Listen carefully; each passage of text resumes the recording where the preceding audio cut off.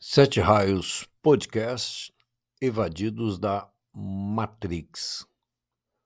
O plano de Trump, a nova Guerra Fria e o amarrado de 10% para 126 países. Entenda esse momento histórico. É importante considerarmos o que está acontecendo sob um ponto de vista mais cultural. A gente observa que a grande mídia, quando não tem por detrás uma agência internacional de notícia, falando com eles: olha, vocês vão manter a propaganda aí de tal produto, ou vão manter essa narrativa aí para a sociedade, então nós vamos colocar aí anúncios de outras coisas. Quando não tem algo assim acontecendo, cada um desses grandes veículos de mídia acabam falando assim uma coisa, quase sempre puxando numa mesma direção, mas nos deixando assim sem um viés concreto do que está acontecendo. O que está acontecendo é que a gente está em um verdadeiro momento histórico, onde todos falam das incertezas econômicas, mas o presidente americano está, na verdade, enfrentando a agenda econômica mais poderosa do mundo, desagradando os globalistas e retirando os Estados Unidos do seu serviço às guerras e consumos bélicos, que são gerados com o fim de lucro com guerra. E isso nós podemos observar quando ele diz: vou usar as tarifas e sanções porque o mundo está cansado de ver mortes de pessoas inocentes. Nisso ouvimos uma simbólica fala para uma macropolítica, mas de fato, com essa atitude, ele está conduzindo os estopins de guerras que pipocam ora aqui, ora ali, para o campo econômico, desarticulando os senhores das guerras com seus lobbies, suas influências políticas e gastos financeiros dos impostos dos cidadãos americanos. É evidente que ele tem um plano que vai bem além de querer reindustrializar os Estados Unidos.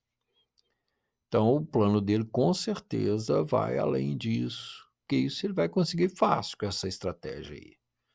Está chamando o pessoal para conversar naquele estilo mesmo americano, assim, de grandes negociadores, né?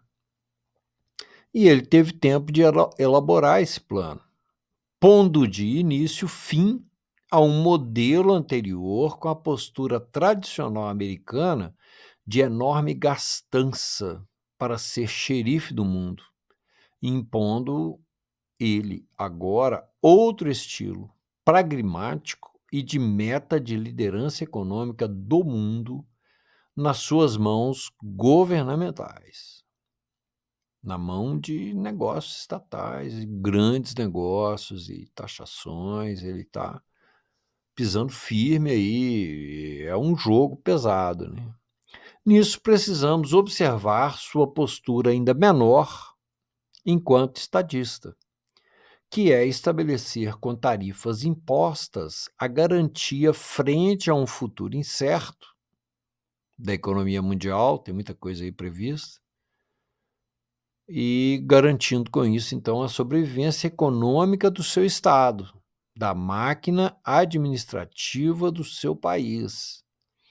Essa taxação, ela acaba estabelecendo isso, e é, sim, uma postura estadista menor, né? Necessário? Pode ser necessário? Pode ser, mas vale lembrar que há alguns anos, quando ele deixou o governo, a inflação estava controlada, a economia harmonizada, apesar da grande e histórica dívida pública americana, mas a inflação estava baixíssima e que a sua aprovação junto ao povo americano continua crescente.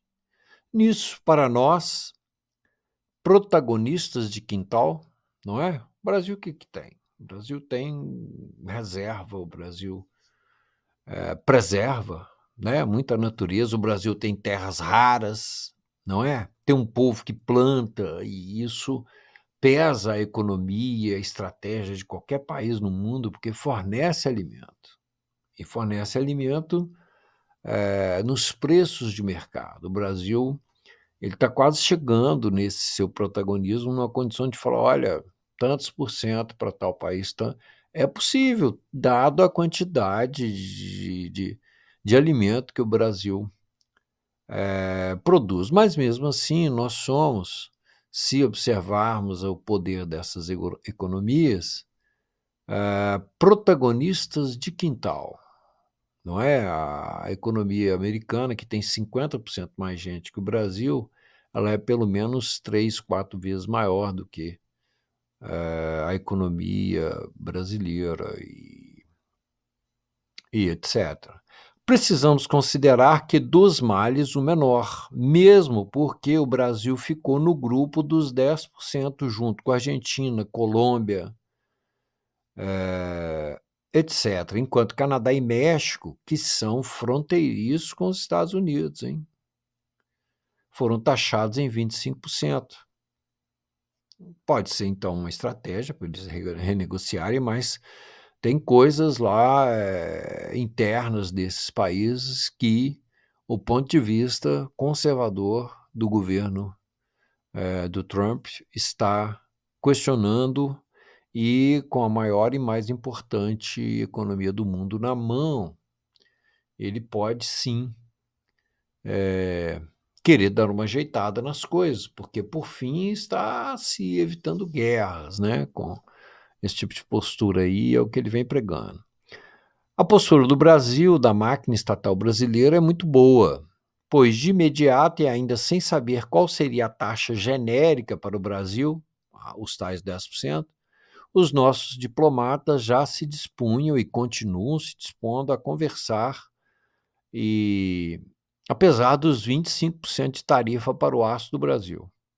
O grande concorrente dos Estados Unidos, concorrente comercial, que tem estratégia, tem a rota da seda antiga, né, o negócio aí do marítimo, e está criando uma nova rota da seda. Né? O grande concorrente de mercado dos Estados Unidos é a China, que negocia com muitos países, sempre vendendo mais do que comprando e taxando os produtos dos Estados Unidos, segundo aquele mapa lá que ele estava apontando lá, aqueles quadrinhos, 70%, quase 70% a China taxa os produtos americanos e agora está sendo taxado em 34%.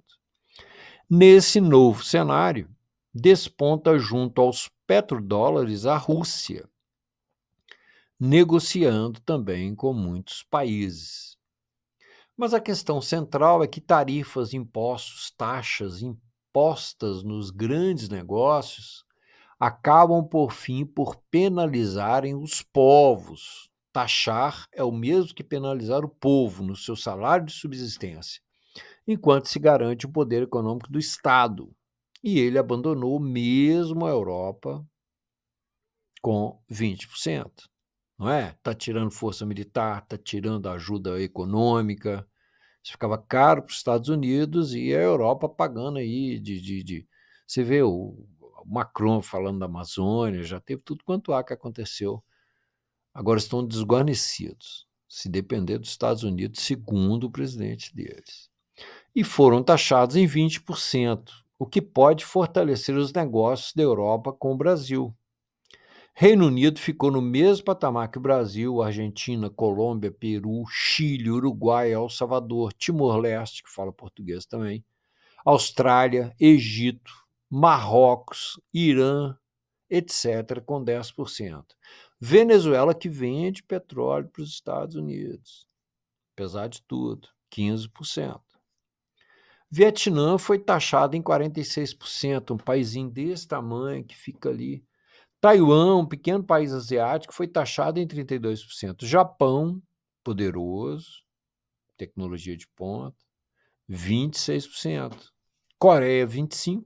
Tailândia 36, Suíça 31, Indonésia 32, Malásia 24, África do Sul 36, etc. Com isso, ele pretende reduzir impostos nos Estados Unidos para atrair empresas, recuperar a economia, gerar empregos. E aí, quando a gente fala de economia, é legal falar umas verdades, porque os especialistas, eles ficam igual os cientistas, cheios de teorias, não é? Cheios de teorias.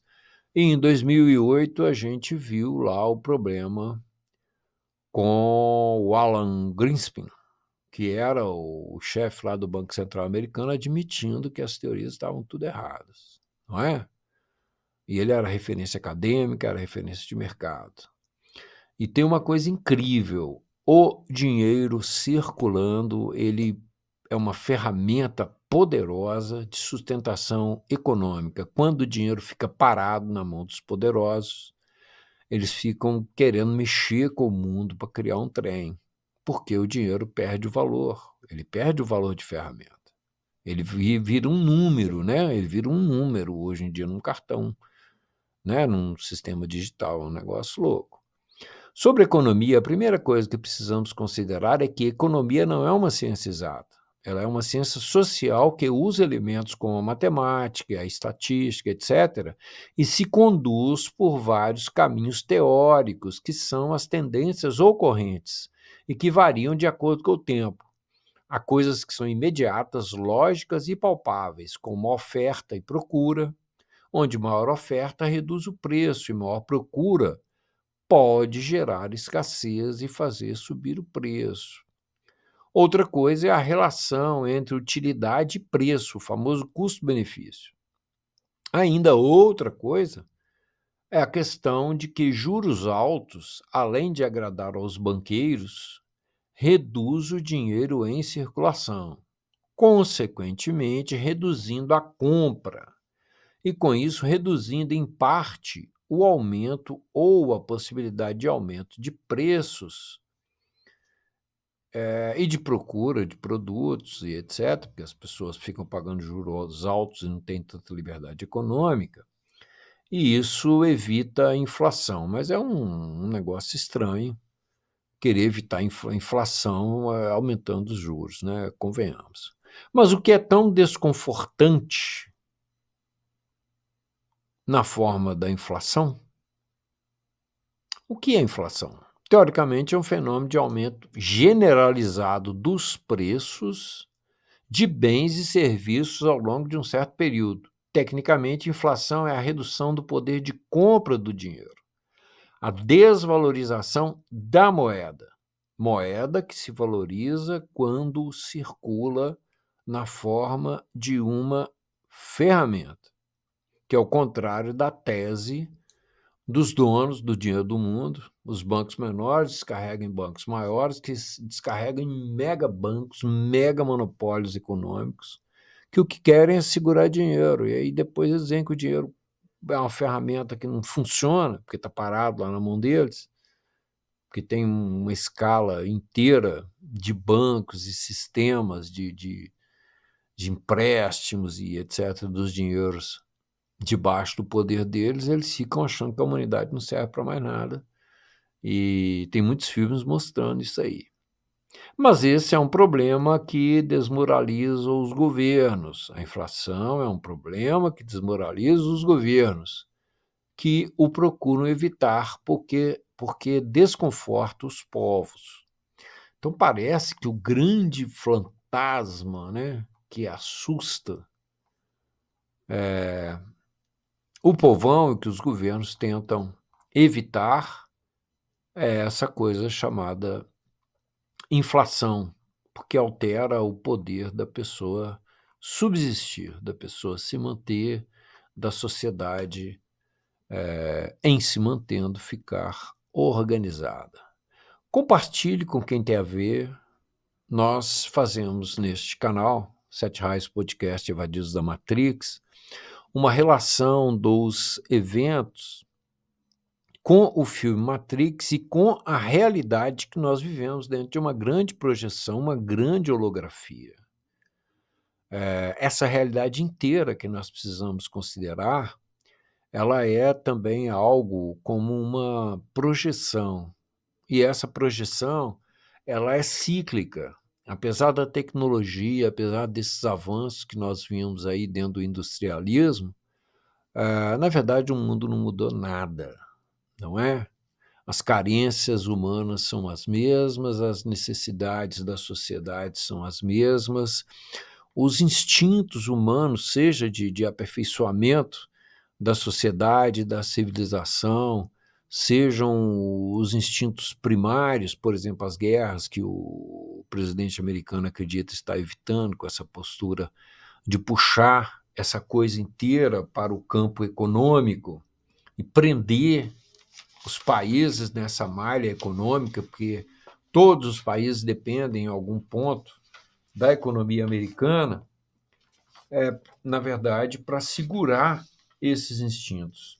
Mas nós não podemos esquecer que a gente está vivendo, como sociedade ou civilização moderna, pelo menos 5 tipos de guerras ao mesmo tempo, e a pior delas é a guerra econômica, que só no século XXI, nesses 20 e poucos anos, já eliminou aí mais de 6 milhões de pessoas em campos de batalha pelo mundo inteiro, e ele tem razão, é algo assim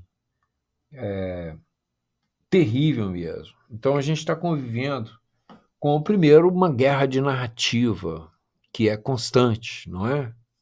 Se tem uma unificação técnica das mídias mundiais através de grandes empresas. Você vê o jornal de Minas Gerais, o mais antigo, que fazia parte dos Diários Associados, em 2005. Ninguém sabe disso, mas foi adquirido, formato do New York Times, tudo bonitinho, e é um jornal que tem uma linha de redação igual outros grandes jornais brasileiros, nessa linha, e com isso há um alinhamento de narrativas. Quando as narrativas são boas, tudo bem, mas e se por acaso, num dado momento, elas não forem boas? Não é? Isso é um negócio delicado. E aí depois nós temos a questão econômica, que seria o segundo tipo de guerra. Depois nós temos essa questão virtual, não é? Tem o negócio dos hackers, tem o negócio de vazamento de informação, vazamento de dados. É um negócio louco essa questão virtual, e ela compõe um terceiro nível de guerra. E nós vamos ter, em seguida, um quarto nível de guerra na forma de uma sustentação interdependente das nações. Isso é algo delicado. Você vê que lá no leste europeu, o presidente que atacou o outro país, ele alegou que os caras estavam trazendo a arma para muito perto e tal, e essa foi a alegação. Agora, o presidente americano virando as costas ali para a Europa, diz que gasta 10 anos para eles poderem ter a segurança que eles acreditavam que tinham. Só a França tem tecnologia nuclear independente, né?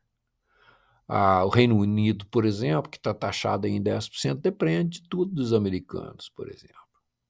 E aí, com essa coisa econômica, é melhor acreditarmos que vai dar para segurar sem um grande bafafá nesse sentido. E isso não quer dizer que não haja tormentas e coisas que nós precisamos nos manter dentro do maior desafio, que é, na verdade, o discernimento. Nós procurarmos saber o que está acontecendo. Compartilhe com quem tem a ver, dê seu like, deixe um comentário, inscreva-se no canal. Nós vamos fazer do lado de cá a nossa parte. Quer fazer um Pix? Tem aí a chave Pix na descrição. Valeu!